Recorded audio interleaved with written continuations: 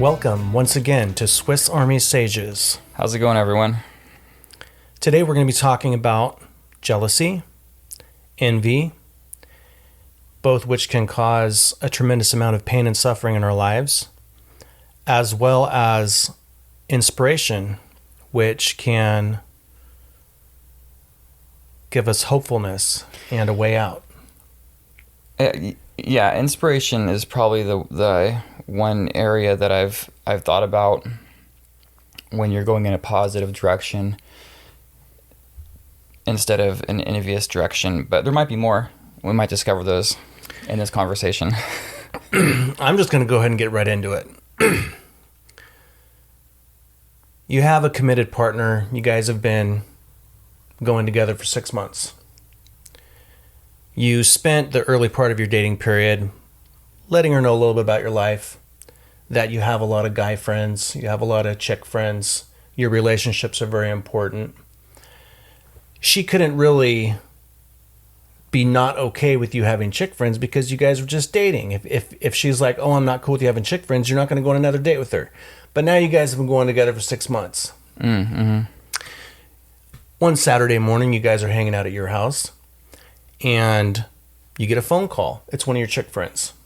Right. She's making breakfast, your girlfriend, and you're talking to your chick friend. And it's the best conversation, one of the best conversations you've ever had with this chick friend. And you're laughing, and you're happy, and you guys are having a great conversation. And you kind of notice that your girlfriend's not really very, very happy. She's getting into a very sour mood. And when you're done with the conversation, she says, "Who was that?" And you're like, "That's one of my chick friends." And she's like, oh, okay. And then 2 weeks later, you come back from the gym, and she says, "Where were you?" Now, people are going to say what you have is a jealous girlfriend. But I don't know if that's totally true. No, I don't. Yeah, there's the right. So when it comes to jealousy and envy, I've seen them described as synonyms. I don't think they are. I think that there's a big chance that we might have been totally misdefining what jealousy actually is, because to me, that's like some kind of possessiveness. Right. So, and let's talk about this real quick. We talk about a lot on this show how we have these natural tendencies that are kind of maybe even part of our genetic makeup. So throughout history, hasn't it been pretty important for a woman to be able to keep a man throughout the perpetuation of the human species? Yes. In fact, I think a study was done in the 90s that the one thing that leads women to violence, the one motivation for women to engage in violence is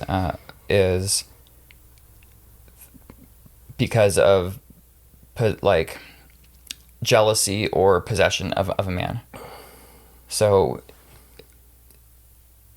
when a man is involved, that is when women will become the most violent. I mean, not the most violent, not that women become violent, but if a woman is engaging in violence, the most likely reason is because there's a man involved. So I think that in my own experience, the majority of the women that I've been in a committed relationship with had that. If they saw that my attention, my time, my emotions, whatever, were directed too much at a woman other than them, problems would start to occur. They would let me know in a million different ways that this isn't cool. Do you think that is a majority sentiment in women in modern culture? Probably. I think it's a majority sentiment. But maybe. And the reason I say maybe is because I've noticed when it comes to men and women and viewing the opposite sex, there is a tendency to blanket the opposite sex with the kind of women that you engage with, or women would blanket the opposite sex with the kind of men that they are interested in or engage in. So it might not be a majority. It might be like a 50-50 or even less, but I'm right there with you. The majority of women that I engage with are that way, but those are also the girls that I'm interested in. Yeah. And I don't think that, okay, of course there's going to be a lot of people that are like, man, my girlfriend's so jealous, it's driving me nuts, right? Okay. It's okay to feel that way, but I think it's also okay for women to express their natural tendency to want to keep a man. I don't think it's wrong. Maybe it's not helpful to the relationship in some ways, but I don't think like a woman who is worried about another woman or another friend catching her partner's eye and maybe even stealing him away. I don't think that is like a evil or bad tendency. I think that it's helped humans come to where they are now. I don't know. So if you can't trust your partner, something's wrong. Because if I'm trying to, we'll just say, because honestly, we're talking from a standpoint maybe 30 years ago. Today, what I've noticed is a lot of this dynamic has shifted, where women are complaining about the same things that men were complaining about 30 years ago, but they're complaining about men doing it. Well, men do it too. Right. Men can be really, really bad, like going through the phone, calling up the dude friends. Hey, why you talking to my girlfriend? Yeah, so that's something that was very rare 30 years ago. It's not rare anymore. That's something that men would complain about women 30 years ago. But now it's not as rare. It's not like, you know, the few guys that actually are that way 30 years ago. Now it's a lot of guys are that way, and women are complaining about it. I mean, men have engaged and taken on a little bit of a more feminine personality in modern culture, and so a lot of the things that men would complain about, you know, and women 30 years ago, women are now experiencing that with the men that they're with I would say a substantial minority, possibly a majority of men, especially the younger you get. When you maybe more millennials, because I think there is a shift right now with Gen Z to try to find out what the working relationship between men and women actually is, because I think through Generation X and the millennial generation, that's been kind of lost. Yeah. And so you see Gen Z kind of trying to figure it out for themselves again. Yeah. It's weird how things shift like that. It's crazy. The reason that I want to talk a little bit about this, because when we're getting into jealousy, to me, there's two types. There's that type that we just described, and to me, that is like that's like based on possessiveness. So, like, you know, we grew up reading the Bible, right? And you have the Israelites, and you know they're toying around with other gods, and here comes the fire and the brimstone, and Yahweh says, "You are my people, and I am a jealous God." Now, that to me is more in line with the type of jealousy that we're talking about that happens in relationships where there's a possessiveness attached to it. Because look, let's say that you had this perspective. My partner has committed to me that she will be faithful to me and that she will pursue our goal of growing together. But she does not belong to me. I don't have any control over what she does except for what we've agreed upon in our commitments. She could leave me right now if she wanted, because she's a free, autonomous person. Mm-hmm. So what point is there for me to get upset or jealous when, she's hanging out with her guy friends? Yeah, you just gotta, you really gotta know them. You really gotta know your partner, because there's people out there that'll play you like a flute, right? Mm-hmm. So, first of all, jealousy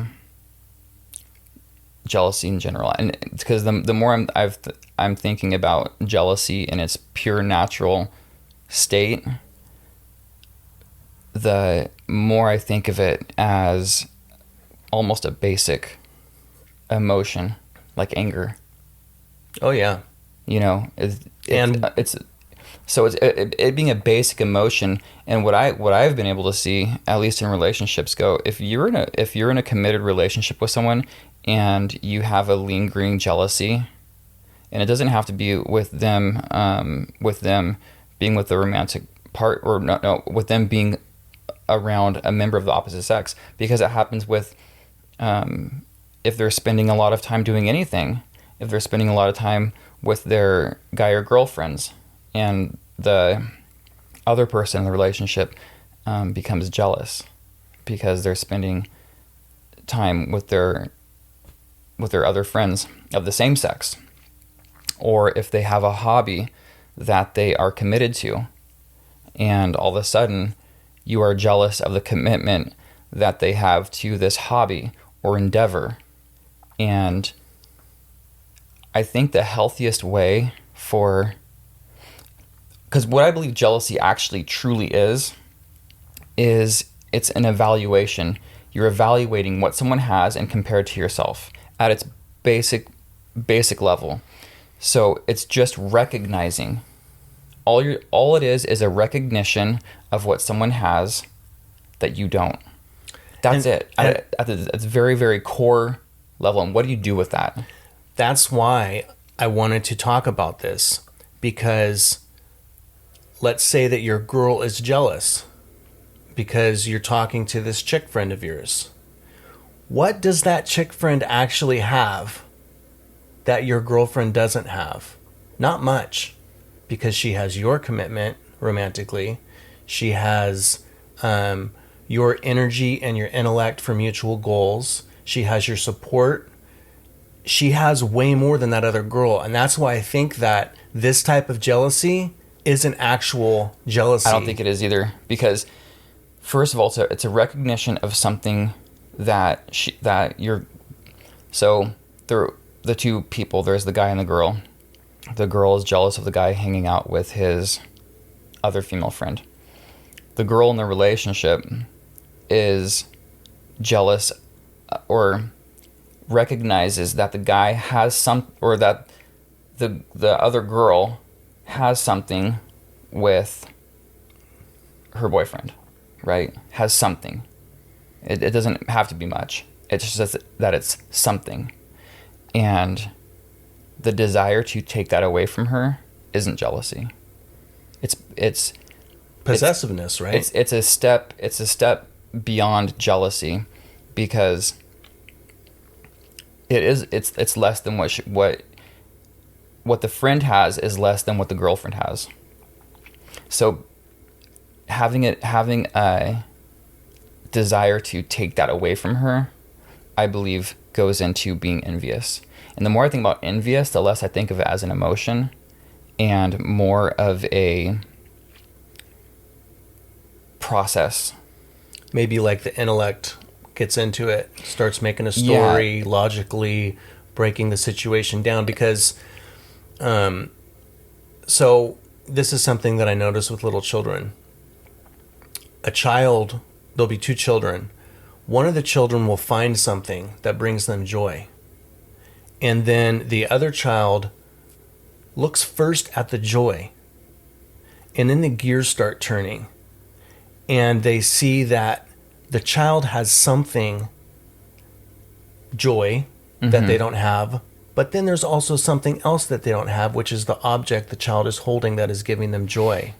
And now they naturally say, that object is making that child joyful. I want to be joyful. I need the object. Is that the beginning of jealousy? No, that is envy. That is envy. Okay. Because the person is okay, wait, no, I see what you're saying. The jealousy comes from wanting. The jealousy comes from wanting the joy. Wanting the joy. But the desire to take that toy away, that is envy. Do you think that kids have that? So, at okay, that age? I think that envy is learned. I think that envy is a way to respond to jealousy. So examples.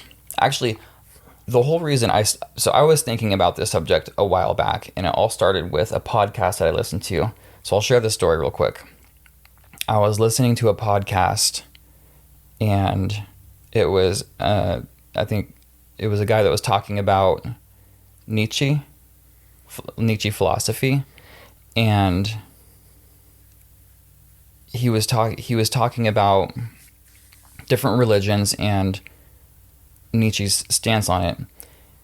He was talking about Christianity and how they have all these don't do this, don't do that, don't be envious.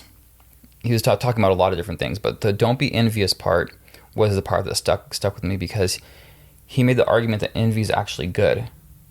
Because if you're envious of someone, then you aspire to have what they have. So if you see a bodybuilder who's working out a lot and you're envious of that bodybuilder, it can inspire you to go start working out. Or he didn't even use the word inspire, actually. I thought about that. He was like, it drives you to want to procure that for yourself. And that's when I thought to myself, he's not talking about envy. This guy's not talking about envy. He's talking about inspiration. It's a response to jealousy. Right. And here's the thing. Okay. Let's say that you grew up in a meager environment. Let's say low to low mid-class environment, right? Uh-huh. And you watch all these shows about people living the good life on the island, and fast cars and all this, and you're seeing how happy they are being portrayed with all these nice things that they have and not having to worry about money. Meanwhile, you're scraping to try to keep the electric bills on, and even let's say even one of your friends is like very well off, right? Mm-hmm. Now, to me, that seems like a situation where someone could experience jealousy or perhaps even envy. But does that change if the person is like, or what's the difference in emotions if the person has these two different views? The first view being, I'll never be able to experience anything like that. I'll never be rich. I'll never have that life. And someone who's like, I can do that. If they did it, I can do it.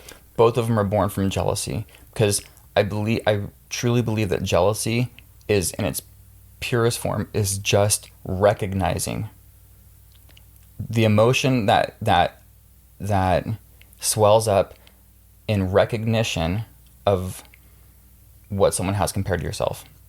That's it. And then the next step would be what you're talking about. How do I get that? How do I get that? How do I have that in my life? A person that...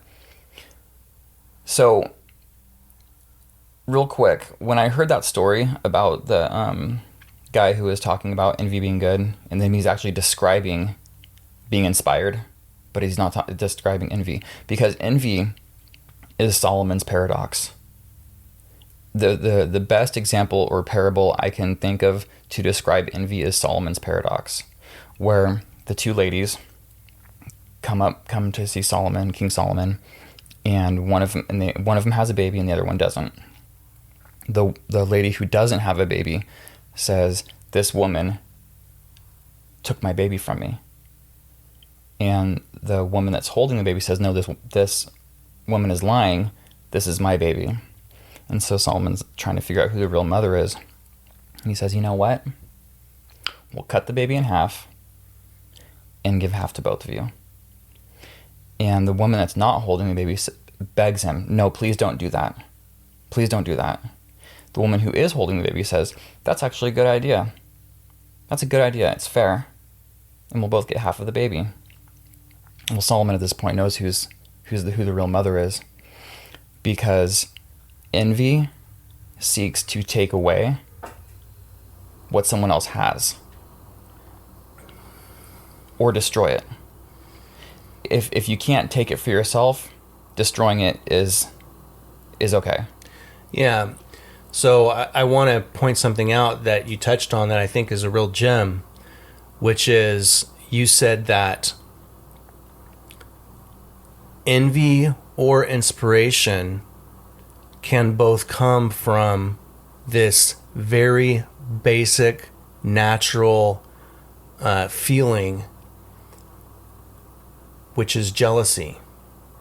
And I think that is so important, because we all know that jealousy is shrouded with a dark cloth. It is. Right? And it's not seen in a positive light. And what you're saying right now, which I think is huge, is that capturing that feeling. So when let's say that, you're driving a junky car, right? Mm-hmm. And then your friend pulls up with his brand new truck, right? 2023 brand new truck. And before you can even think or do anything, you feel this thing where you're like, I want that. Mm-hmm. Now, that's that little tiny second that you have to say, am I going to loathe him for his truck? Or am I going to be real with myself and say, what can I do to get that? Or is that natural jealousy even justified? Do I really even need to be jealous of the truck? Yeah, it depends on what your desires are. So, yeah, so as far as I can see, the two ways of looking at it is, if you don't believe that you're ever going to have a vehicle like that, and I think everyone's been in this situation where immediately, let's say it's you that has the nice and shiny thing, whatever it is,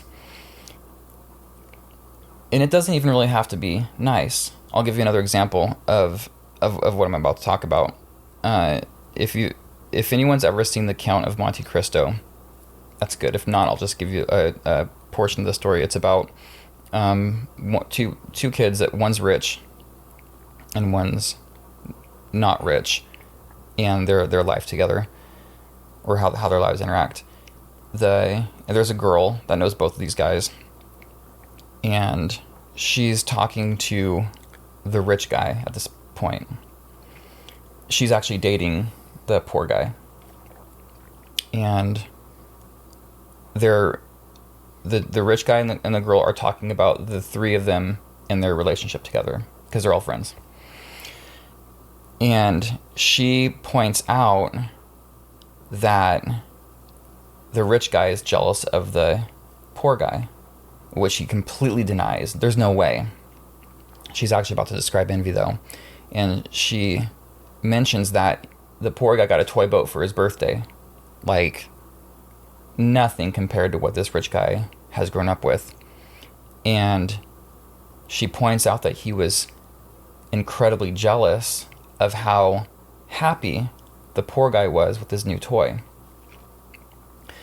So I think most people can say that regardless of what they have, there's been a time where someone in your life was jealous of something you had.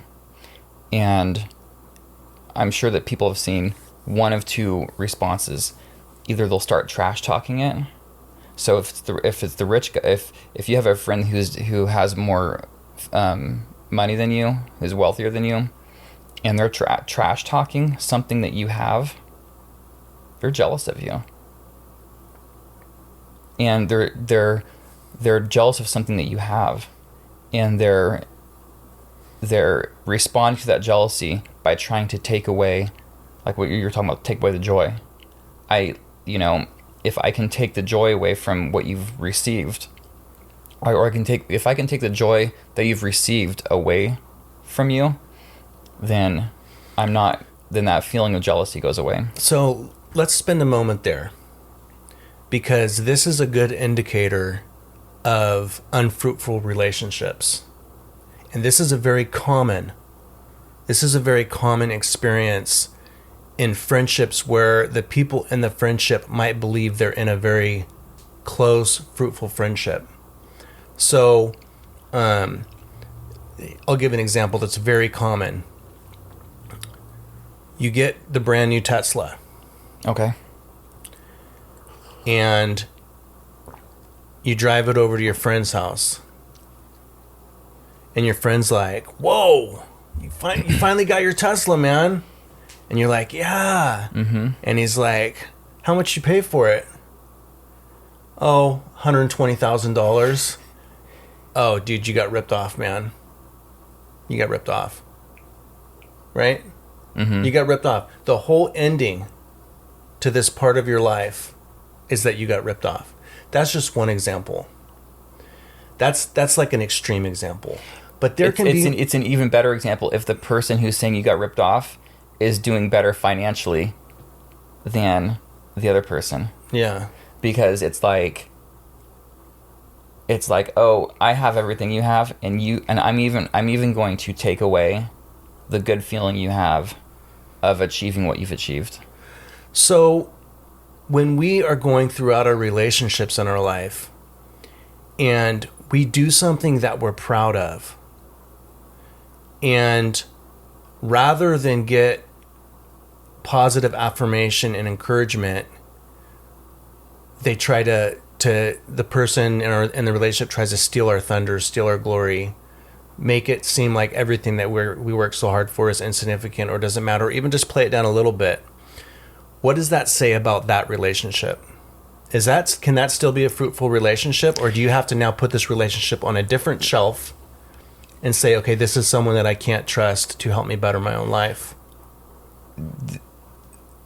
That dynamic right there in any relationship you have, whether it's a friend, a brother, a sister, a mom, a dad, a boyfriend, a girlfriend, what you just described that right there, I don't know if people understand how damaging it is. I do. I understand it better than I ever would have liked to. Growing up, I would never have asked to be able to learn what that's like, or the damaging effects of it, because when someone steals it, when you work really, really hard to achieve something and the people that you care about marginalize it, they're truthfully attempting to make you feel like your work was insignificant. And I don't care how resolute you are, if the people you surround with yourself, or the people that are the most important to you, do that, it will translate to how you feel about yourself. It will. And maybe not the first time. I'm 42 years old, and I'd gone through a lot of that up and through my life, and it hadn't really affected me. But after time after time after time, 42 years later, it started to. it took me in a direction that I'm happy to say I'm able to start moving up again. But it's like, it's not just something I can press a reset button and get the confidence that I had in my 30s back. It's like I have to, I've let people bring me to a point where I now have to rework that, you know? So be careful. Be careful. If you think you can weather it, maybe you can, but I thought I could, and I couldn't. Let's shift this a little bit towards chronic, over time, indoctrination and being broken down. Let's say that you have parents that call themselves realists. And as you're growing up, the desire and inspiration of the heart, the deepest parts of you start flowering in different aspects of things that you want to do, like becoming an artist, or just these wild dreams that just come out of nowhere in your adolescence, right? And your parents are saying you'll never be successful doing that. Is that because they're trying to protect you, or is that because some part of them have realized that they've failed to realize their own dreams? Every time I've heard that from someone that I care about, they've used the excuse, I'm trying to protect you. And it's never, I don't feel like it's ever been true. I think it's been, they are fearful that you are going to have something that they weren't able to achieve, that you are going to be able to experience the fruits of your labor that they failed at experiencing. Yeah, how come there's some parents that when you say, I want to move to Europe and write a book, some parents are like, that decision will ruin your life. And there's another parent that will say, not the same parents, but of another child, that will say, you can do anything that you believe you can do as long as you work hard enough. What? Those are so freaking different. They are different, and I think you used two extreme examples, because I think both, well, the first one I think actually happens a lot more, but the second one is just as unrealistic. Because growing up in my age group, so I was a teenager in the 90s, and in the 90s, I was a teenager in the 90s. You heard that a lot, and there was a lot of, and it wasn't really, people weren't telling guys that. Like society wasn't telling guys that, but society was telling women that, and I think it was to correct something that society was telling women before, that they can't do things because they're women. For a long time, that was the narrative. You'll never be able to do this because you're a woman. And it was corrected by saying you can do anything that you want, and if you work hard at it, you can do it better than anyone else, because you're a woman. And no one ever told guys that, though, and the truth is that's completely false for anyone. You shouldn't tell your sons that. You shouldn't tell your daughters that. You should never tell anyone that you can do anything that you want as long as you work hard, and you can do anything you want, and if you work hard, you can do it better than anyone else. No one should ever hear those words or be made to believe them, because I don't care how hard I work at being a great architect. I will never be the best. I don't care how Because hard. you're not good at that. I'm not. That's not my forte. You're not naturally good at that. It's right. It's not. I'm not naturally good at it. I don't care how hard I work at winning the Olympics in marksmanship, archery. I will never be the best person, better than anyone else, if I work hard at it. If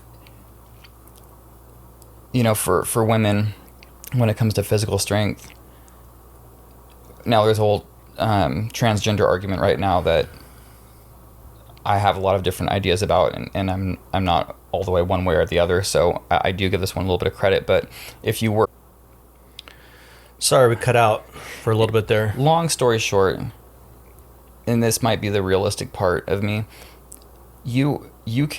anyone can encourage their son, their daughter, their friends to be the best that they can be.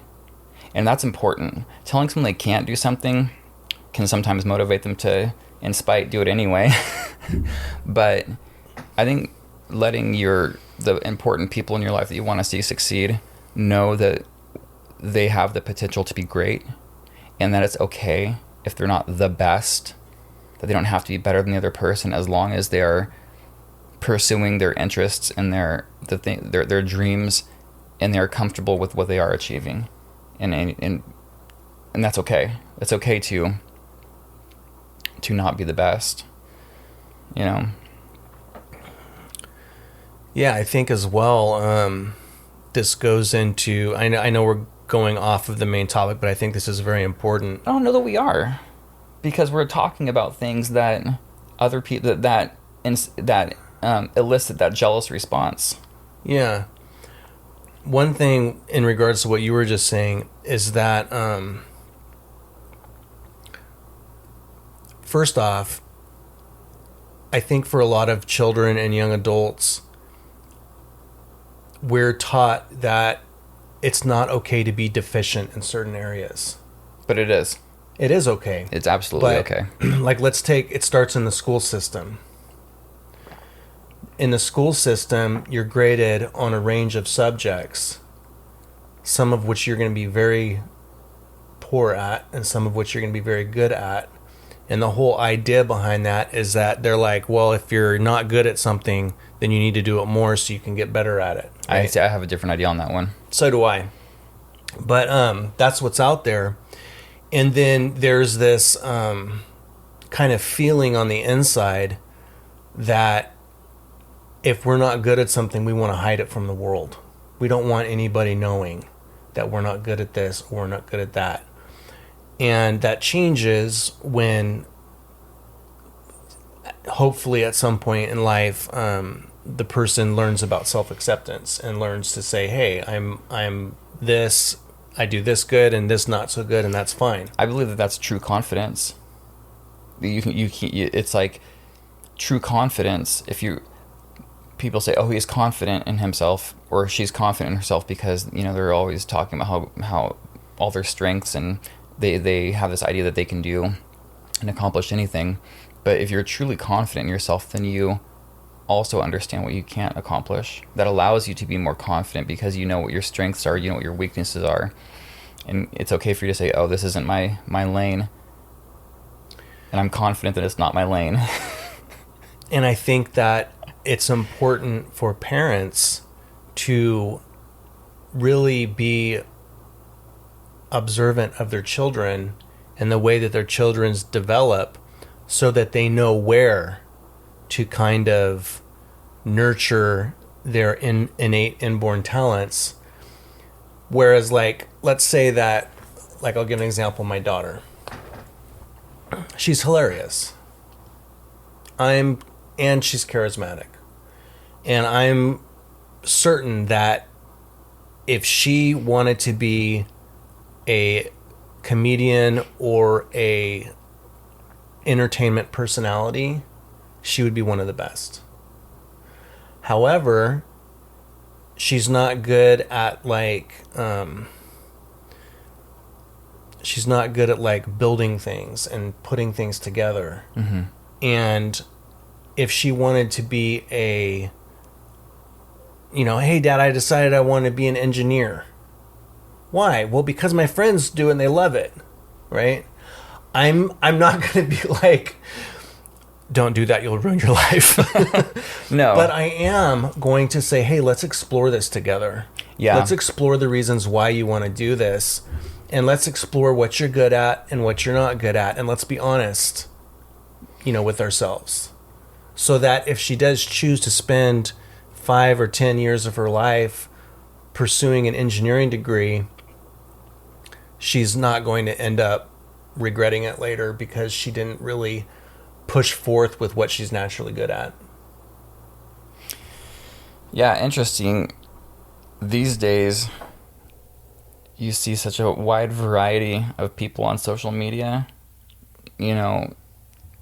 Before social media, people might have stereotyped anyone who's an engineer as completely unsocial, terrible social skills. There's plenty of YouTubers, TikTokers that are engineers that are incredibly charismatic as well. I was dating this girl, and we're getting to know each other, and we're hanging out at her apartment, and I'm like, so what do you do? And she's like, oh, I'm an engineer. And I was like, you're an engineer? And she was like, yeah, why, what? And I was like, well, I work, in the municipal services, and we don't see a lot of women engineers. And she was like, well, I guess I'm one of the few, huh? Right? Yep. And I was like, so, tell me about it. Like, what do you do? Like, how is it for you? And she was like, I hate it. I hate my job. I was like, why? And she was like, it's just boring. I go to jobs, look at what they're doing, and then sit in my truck all day. I hate it. And I was like, why'd you become an engineer? And she said, I didn't know what I wanted to do. I took an assessment test. It said that, according to this test, it would be best if I was an engineer. So I went to, not Bakersfield, but what's the party college? Oh, Here in California. Up north, it's Chico. Chico. State. Yeah. I went to Chico State, got my parents paid for it, got my engineering degree, and I hate my job. So that kind of ties into how important it is as parents. Because to me, like, if a child doesn't know any better about what they should do, it's up to the parents. The parents are responsible. To really look at what makes them happy and where they get the most satisfaction out of their success. Yeah, because I took those tests. You know what it said I was supposed to be? It said I was supposed to be a equipment technician for like the machines where they're like trying to get the phlegm out of your throat. Oh, a bioengineer. Yeah, so like I'm supposed to work on the machines that help people get phlegm out of their throat. And respiratory technician. Yeah. It said I was supposed to be a respiratory technician. I don't know I have no idea how a aptitude test would end up with respiratory technician. That's crazy to me. Here's the thing. When I saw it, there was an allure. And I was like, this is what I'm supposed to do. And look, oh my gosh, they make so much money. Oh, yeah. And then I was like, wait, I want to be a rock star. I don't want to, what? No. I tried to take it again and lie, and it like kept giving me all this crap. But anyways, that shows you that, like, let's say that I'm heavy on the influence of my parents saying, hey, if you want to be a musician or an artist, you're going to ruin your life. You need to do something practical that brings in money. And they're my parents. They love me. I trust them. And then I take that test, like this girl probably did. It says I'm supposed to be this. I do it, and I was never supposed to do it. Now, see, I was ignorant to that at that time in my life, and she was ignorant to it at that time in her life. So in those places where the child is ignorant, who's going to help them but the parent? Yeah, so this is all kind of in the category when it comes to jealousy and envy and inspiration. You know, envy being one avenue of approach to acquire the things that you have, and inspiration being an approach to acquire the things that you have. If you are a person experiencing jealousy, what we're just talking about right now are all examples of how you can aspire to achieve things in your life. So with jealousy, it's a comparison. You look at what other people have and you want them in your life. And the truth is if you're jealous of someone because they have something you don't, and you take an approach where you have almost a respect for how they've achieved what they have, then you're probably going to run on inspiration because you respect them. It's motivating, and it encourages you to do the work that it takes to have those things in your life. And once you have those things in your life, it's not like you lose respect for the person that did it before you. No, and I think that there's two parts to that. So, and it can get really complicated, but trying to keep up with the Joneses, right? Mm-hmm. It's all throughout our advertising on TV, right? Yeah. I'd say that like at least a third, or I could be wrong, but a certain amount of car companies is the neighbor showing their car to their neighbor. Right? That's pulling up in the driveway with a car. That's a very common illustration. The neighbor's mowing the lawn, stops mowing the lawn. Oh, what do you got there? And they're all retards, right? Right. So it's keeping up with the Joneses. Now, can't there be a place where if you fall into that pit trap of just trying to one-up your friend, he's getting his things, and they're bringing him joy, and he's enjoying them. You're trying to beat his status and one-upping. But the thing is that if he's not trying to one-up anybody and he's just getting these things because he wants to enjoy them, he's getting something from it that you're never going to get because you're only getting it because he has it. Right. So some good stuff to talk about, really, and that I'd like to touch on is the relation, the situation that a person might find themselves in when they're with a person that maybe they hit a cooperation. They have a good relationship with on a lot of different areas, but when it comes to things, whether it's physical or non-physical, there isn't a lot of cooperation. For example, if you have a boyfriend or girlfriend in your life and there's not a lot of sharing going on, so understanding the positive and negative reinforcement with envy, I think, is important. And you can, if you have a person in your life, you should be able to see this pretty easily. First of all, you'll find that that things aren't shared. What I mean by that is there is not if you have something in your life, it's not like the one person uses it and the other person uses it freely.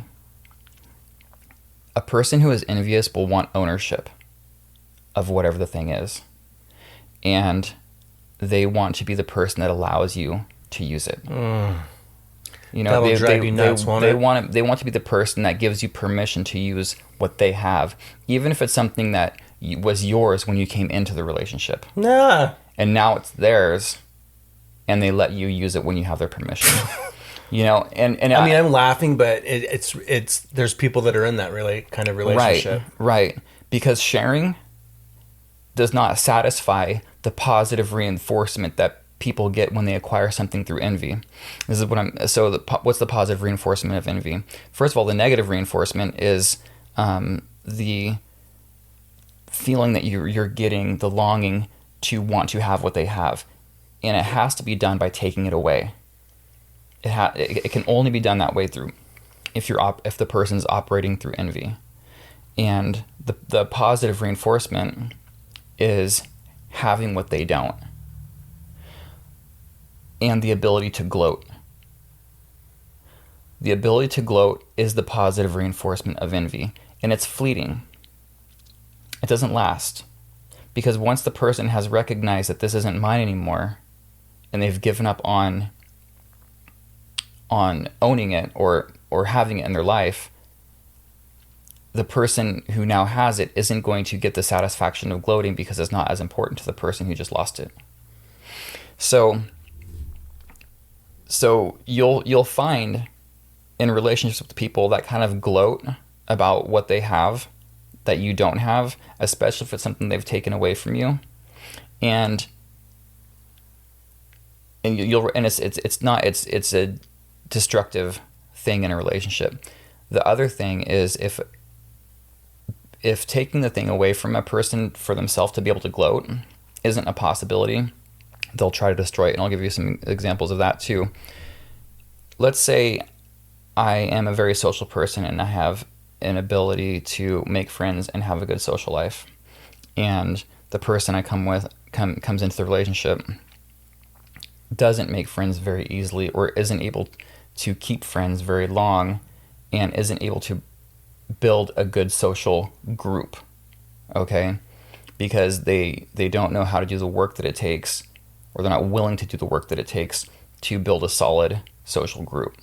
So I have a good social group, and I've made friends, and they haven't.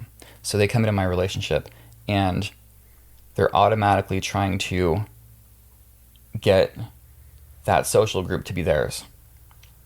They're making any kind of connection they can with all of your friends, and they're doing it not by actually doing any work, but by doing that, oh, hey, we have a connection, or agreeing with everything that your friends are talking about and building it that way.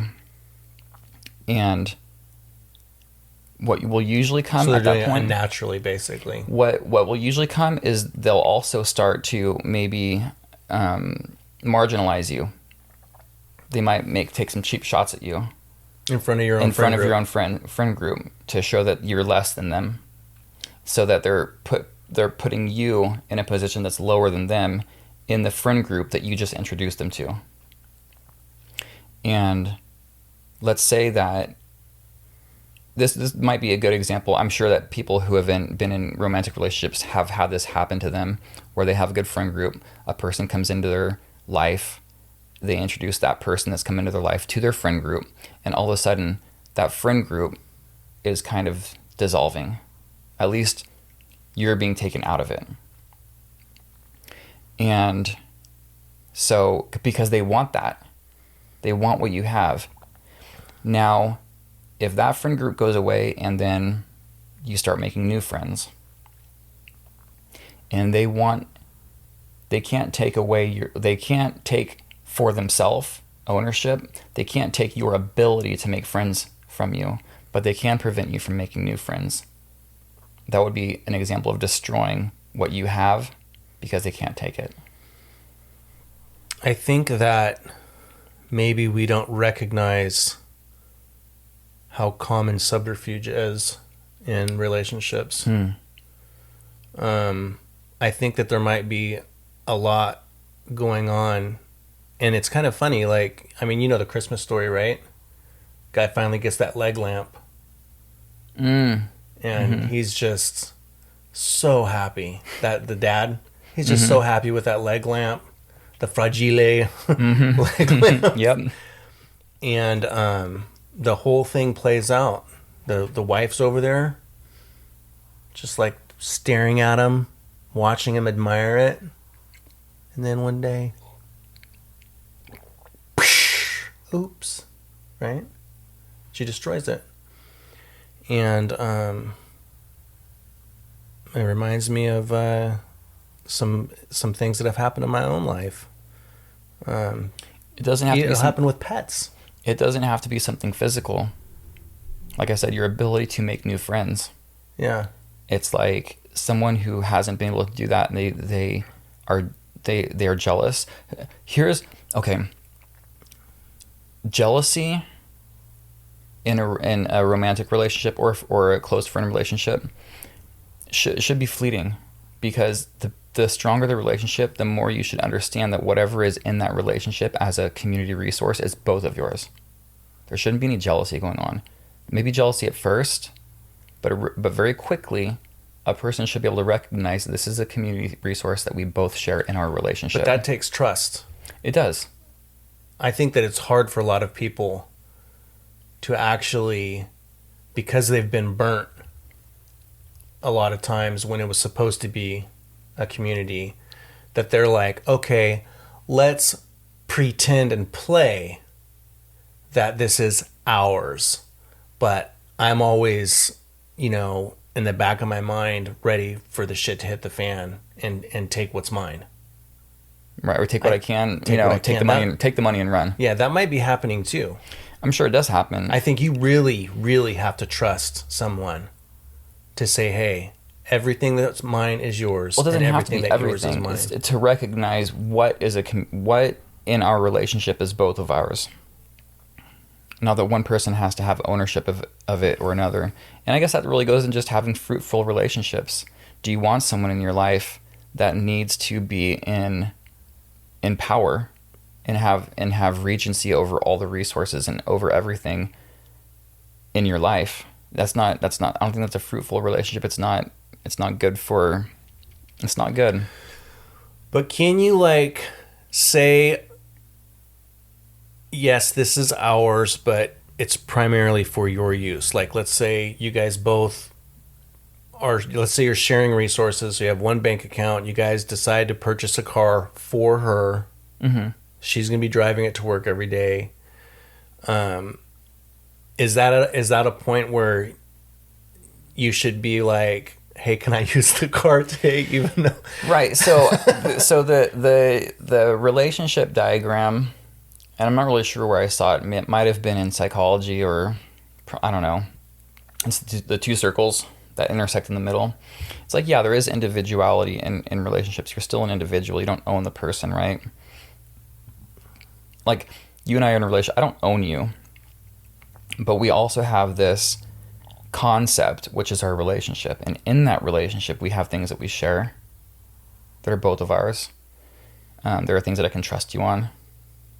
And there are things that are separate from me, that are yours. That has to do with your individuality. Building in a relationship, though, I think it's important to understand that the person you're in a relationship doesn't belong to you, and that the relationship is a construct that's being built by both of you. And what's in that relationship, everything within that relationship is shared. The more you find out what we are sharing, the bigger that relationship builds. The more that we discover this is something that we can both share, it's in the relationship, it's for both of our use at any time, the bigger and stronger that relationship builds. And then also understand what the other person doesn't want to put in the relationship. This is something that's mine that I'm keeping for myself, and be okay with it. Yeah, I want to give our audience some practical exercises to do.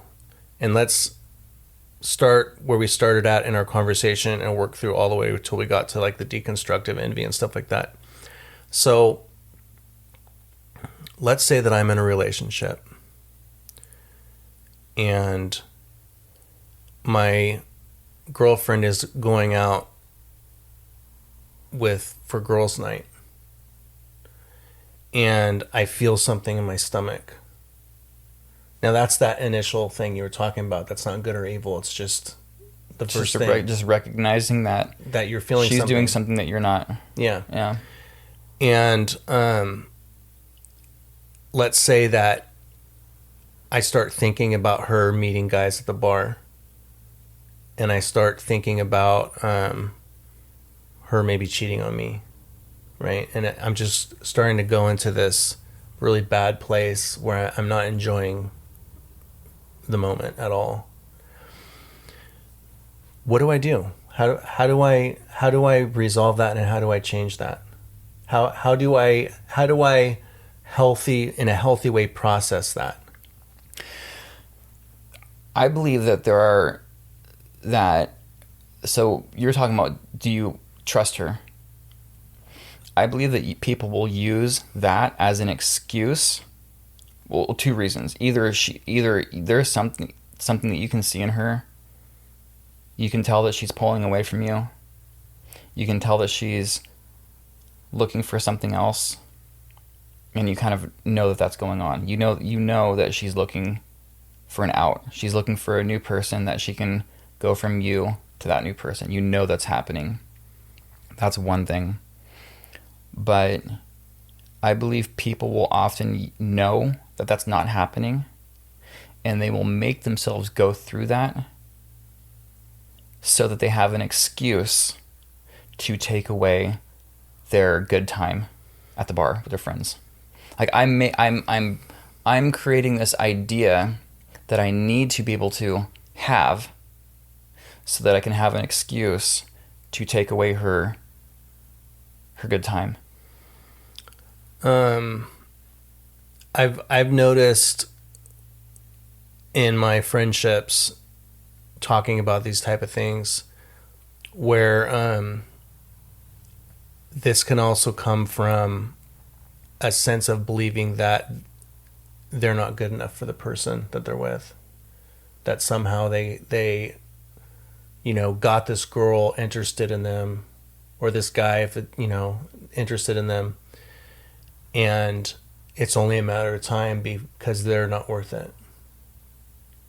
So they have to try to be as possessive as they can to hold on to this person so that they can keep this person, because they're not going to get another person like this, or they feel they're not going to get another person like this. Okay. There's an attitude that I try to have, and I try to encourage everyone that I can to have this attitude. And that is, if you're in a relationship, and it has, if it's okay, because I guess what the person in that situation is trying to do, they're trying to get the person to commit. Because once a commitment happens, the relationship changes. Now they're invested. You're trying to get this person you feel is better than you to invest in a relationship that will hurt them if they get out of it, because they've invested in it. But if you're feeling like, if you meet a person that is just amazing and you have such a great time with them, and maybe you feel like they're not as interested in you as you are in them, live it up, man. I mean, you can take an attitude that says, this is a short-term thing. It's great while it's lasting, and it's going to go away, but I'm going to enjoy it while it's here.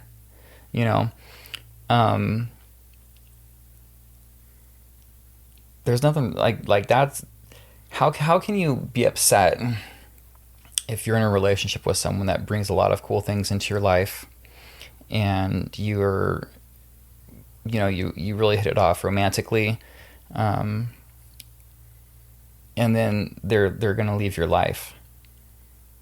It's like, I think it's just your basic fear of loss, dude. Right, but you can take that segment and say, wow, what an enriching segment of my life. But truthfully, anyone that you're having a great time, a great wholesome time with, they're having it too. They're having that great wholesome time with you as well. I think that in my own experience, what really helps in these type of situations is to immediately, when I feel that bodily, emotional accompaniment to, let's say, jealousy or envy, to stop and say, what is this telling me about me? Because there could be a million reasons why you're feeling some jealousy when your partner wants to go out for girls' night or boys' night. There could be a million reasons. And unless you stop and say, why am I feeling this? Because when you stop and say, why am I feeling this? You'll usually get the answer. If it's because you think that she's going to cheat on you, all right, then you can say, oh, I learned something about myself. I don't trust my girlfriend. I don't trust my girlfriend. Or you can say, oh, I learned something about myself. I don't feel that I'm worthy of her. I feel that she's going to find another guy. And I think that that's important, because those are things, when we learn something true about ourselves, those are the things that we can work on. So let's take that situation, and your girlfriend's going out with her girlfriends, and you're looking on social media, and a lot of girls on social media are encouraged to cheat on their boyfriends. It's fine. They're encouraged to, have all the things that they want. Not all aspects of social media do that, but there is a very growing, I guess they call it hookup culture. In the hookup culture, social media feeds, there is a lot of bragging about cheating on their boyfriends, sleeping with their best friends' boyfriends, things like that, and it's bragging. There's no feeling bad about it. You can see that it's like a empowerment thing. Yeah, and so that has you concerned, and so you might say to yourself, yeah, I don't trust her because I feel like she's gonna be influenced by this over her commitment to me. And then there's another one. If you're thinking, oh, my girlfriend's going to cheat on me, and then you ask and then part of you says, she's not going to cheat on you. Then why are you using that as an excuse? You're going to have to, why am I trying to convince myself that I believe she's going to cheat on me when I know she's not, so that I can, try to get her to not go out? Like, what do you really want? Are you trying to own the person you're with? And if you are, I don't think that I've ever seen any relationships go well with a person who's trying to own their partner. Even if they stay together, it's a tumultuous relationship. It's a relationship that is chock full of hurt, sorrow, pain, struggle. And if you're trying to own the person you're with, that's likely going to be the future of your relationship. What about on the flip side? What about if you're the one that is being constantly punished in the relationship for, wanting to have friends of the opposite sex, or friends that you could potentially have a romantic interest in if it was a different situation, and your significant other is constantly trying to control you and control what you do? What do you do? Do you just talk about it? Yeah, so this is what I've found. It starts with friends of the opposite sex. For straight people, right? It starts with friends of the opposite sex, but it doesn't end there. Then it turns into your endeavors. I'm jealous of the commitment you have to your endeavors. I need to see you abandon your endeavors for me. Then it turns into, I'm jealous of your escapes. So whether that be, something like exercise, video games, TV, a hobby, I need you to abandon your commitment to your escapes. Yeah, dude. But by that time, I think the person is so broken down they don't know how to leave. No, and also there's another thing that comes into play where you might think, okay, yeah, this isn't cool what's happening here, but will I be losing my happiness if I lose this person? And also, this person has accepted me for all the crap that I have. Will I be able to find that in someone else? You know, like there's always these things that keep the person in the relationship. So if you're the person that is giving up your social life for, okay, so here we go. Why do you stay in the relationship? So you give up your social life, and then you give up your endeavors, and then you give up your hobbies and escapes, and you're like, screw this, I'm leaving. To what? What are you going to leave to? Go back to your social life? It's gone. Go back to your endeavors? They're gone. Go back to your hobbies? You're going to have to start new ones or start over. And so it really turns into, if you're trying to own, if you feel like someone is trying to own parts of your life, and then in them owning them, it turns into you kind of giving them up, and it's gone from one thing to another. I promise you that if you ever decide enough is enough, I'm going to leave, you're going to have to face that. I'm going to leave starting back at zero, or wherever you leave. If you stay in it long enough, then yeah, it'll be back to zero. But once you start losing parts of yourself that you've given up for the relationship, I promise you it won't stop. It'll keep going. And so that's what makes it hard to leave. You might feel like, oh, I'm not worth anything. Why? Because you've given everything that you've built up in your life before that period. You've given it all up. It's tough. It happens. It happens to a lot of. But you can leave and build yourself back up. Yes. Right. Yeah, and it's better that you do. And it's probably and you have to. You will most likely go through a period of even more downward. You'll have to go farther down after you leave before you can come back up, because once you leave and you're on your own, because the partner that's trying to own you, they offer you something. They offer you, some care and consideration and companionship. So you're not lonely. So when you leave and you've abandoned all the things that you've built your whole life, you're going to go even lower before you can come to a point where you feel like you're just as good as you were when you were with them, and then up and on from there. What about just, I think the last thing to touch on is some practical things that we can do.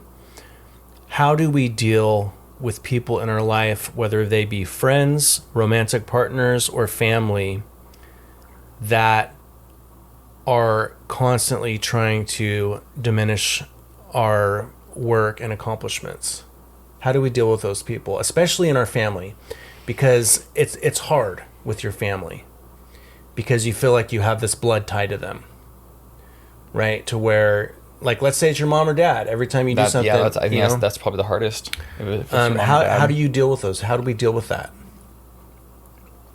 Counseling. And anyone that is going, if you decide to go to counseling, I think it's the most important thing is to not demonize. If you're dealing with these things and you really actually want to recover from them, I would say a good approach is to not demonize the person that you're trying to recover from, and just be honest. Just be honest in the way you feel. I have some things to add to that. People who are going to criticize my accomplishments don't get to hear about them. That's tough. But that man, that is probably, that sounds like that would be a very, very powerful way to maintain your sovereignty over yourself. That sounds like a great idea, but it's so hard because when you have accomplishments, you want to share them. Yeah, because and we want to that takes some discipline. We right want there. to do that because we want verification, right? that what we did was relevant, and you get robbed of that. But for God's sake, I hope that you have some friends in your life that you can talk that you to. can tell them that, and they're going to be like, "Good job, Fist dude." bump, yeah. You know. So that's one thing. But if it's a romantic relationship, I think that the first thing to do is to sit down with the person and say, "Hey, I'm trying to make something out of my life. I'm trying to make something out of our lives. I'm doing these things. They're hard. It takes a tremendous amount of time and energy and effort. And every time I do something, you just kind of take away anything good about it. And that's hurting me." I mean, I think that's the first step. And if that isn't acknowledged... Or if it's acknowledged, but then it happens again. Yeah, because from an outside perspective, doing that seems like something that's really crappy. But whenever someone that we love or care about comes up with us and tells us about how we're being crappy, the last thing we want to do is acknowledge it. Yeah, because now we have to say, "Oh, I'm crappy." If you're being honest with yourself and you really are spending your energy to build a relationship, and you go to your romantic partner and let them know that the energy and effort that you're putting into the relationship is being marginalized, or it's just being marginalized, and it's discouraging you, and it turns into a situation where you feel compelled to apologize to them, I think that it's safe to say that you can probably get out of that relationship. Like, you have my permission. You have my permission to leave that day. You don't have to talk to them about it again. Yeah. Well, we want to thank you for being here once again and being part of our conversation. We hope that you learned something today, and as always, if there's something that you can add to the perspectives that we've given in this episode, please give us your opinion in the comments. And if you happen to be listening just to the audio version of this podcast, you are welcome to either email us at swissarmysages@gmail.com, or you can just hop on YouTube or Rumble and put your comments under the video. Thanks for being with us, everyone. Please like and subscribe and share our content. Thank you very much. See you next time. It's a good life, the life, the life, the life, life, the life, the life, life. Oh, it's a good life, the life, the life, the life, life, the life, the life, life. Oh.